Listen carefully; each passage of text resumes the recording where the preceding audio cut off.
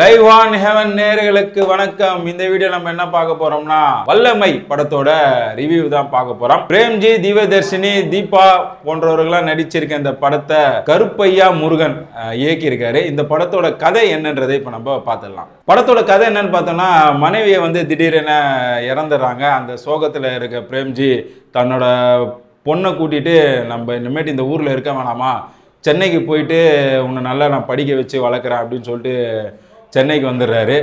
சென்னைக்கு வந்துட்டு சின்ன சின்ன வேலைகள் செய்கிறாரு, போஸ்டர் ஒட்டுறாரு, மகளை ஒரு அரசு பள்ளியில் சேர்த்துட்டாரு.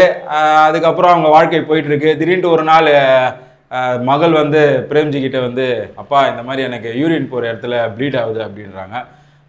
பொதுவாகவே அப்பாக்களுக்கு தெரியும், சரி நம்ம பொண்ணு பெரிய பொண்ணு ஆகிட்டா போல இருக்குது அப்படின்னு சொல்லிட்டு மருத்துவர்கிட்ட கூட்டின்னு போகிறாங்க, ஒரு லேடி டாக்டர்கிட்ட. இந்த மாதிரி என் பொண்ணு பெரிய பொண்ணு ஆகிட்டா மேடம், அம்மா இல்லை, அதனால் என்ன நான் பண்ணணும்னு சொல்லிட்டு அவளுக்கு சொல்லிக் கொடுங்க அப்படின்னு சொல்கிறாரு அப்பாவியாக.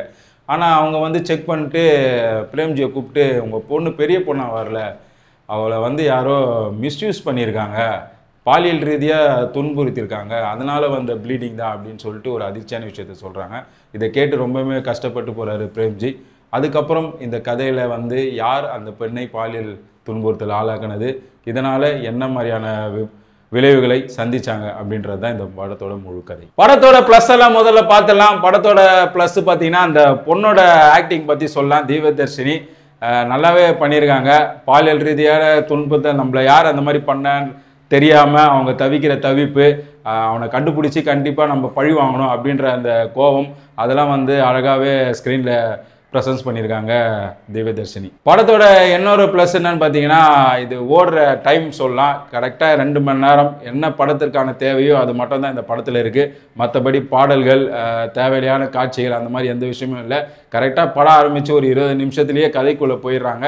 அதுக்கப்புறம் இந்த கதையில் என்னென்ன நடக்குது அது மூலமாக சொல்கிறது தான் இந்த படம். இந்த படத்தோட ப்ளஸ்ஸு பார்த்துட்டேன். இப்போ மைனஸ் என்னன்னு பார்த்தோன்னா, படத்தோட மேக்கிங்கை சொல்லலாம்.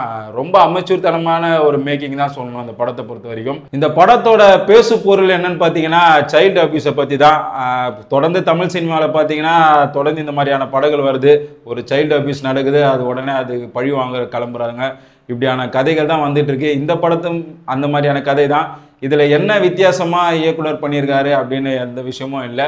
இதுவும் ஒரு சாதா படம் மாதிரி தான் கடந்து போகுது. படத்தோட இன்னொரு மைனஸ் என்னன்னு பார்த்தீங்கன்னா, பிரேம்ஜியோட ஆக்டிங் பற்றி சொல்லலாம்.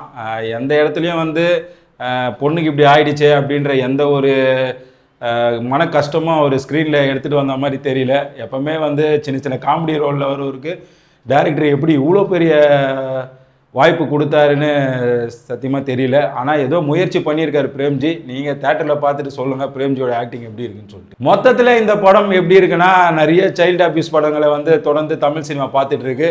அதில் இந்த படமும் ஒன்று தான். நீங்கள் தேட்டரில் பார்த்துட்டு இந்த படம் எப்படி இருக்குன்னு சொல்லிட்டு கமெண்ட்டில் சொல்லுங்கள். உங்களை அடுத்த வீடியோவில் சந்திக்கிறேன். நன்றி, வணக்கம்.